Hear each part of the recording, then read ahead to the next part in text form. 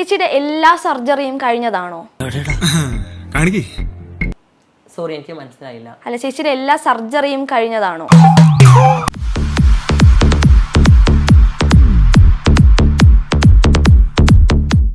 അതിപ്പോ ഇവിടെ ചോദിക്കേണ്ട കാര്യം എന്താ? അല്ല, കോമൺ ആയിട്ട് എല്ലാവർക്കും ചോദിക്കാൻ ആഗ്രഹമുള്ള ഒരു ചോദ്യം. എല്ലാവരും ചോദിക്കാൻ ആഗ്രഹിക്കുന്ന കാര്യമല്ലേ? തെറ്റോ ശരിയോ ഏതായാലും ഒരു അഭിപ്രായ വ്യത്യാസം. ഞാൻ എന്റെ ശരീരഭാഗങ്ങൾ ഇപ്പൊ ഈ ഇന്റർവ്യൂ മുമ്പിൽ തുറന്നു കാണിക്കണം. പിന്നെ പരാതിയില്ലല്ലോ. അതാ ഞാനും പറയണം. ഞാൻ ഒരു ക്വസ്റ്റ്യൻ തിരിച്ച് അങ്ങോട്ട് ചോദിക്കുകയാണ്. മോളുടെ ശരീരഭാഗങ്ങൾ എനിക്ക് കാണുമെന്ന് പറഞ്ഞ മോള് കാണിച്ചു. ഒരിക്കലും ഇല്ല. ബിക്കോസ് ഞാനൊരു പെണ്ണാണ് എന്നൊരു പൂർണ്ണ രൂപം എനിക്കുണ്ട്. അങ്ങനെ പെണ്ണാണെന്നൊന്നുമില്ല. എങ്ങനെ അങ്ങനെ പെണ്ണാണെന്നൊന്നുമില്ല.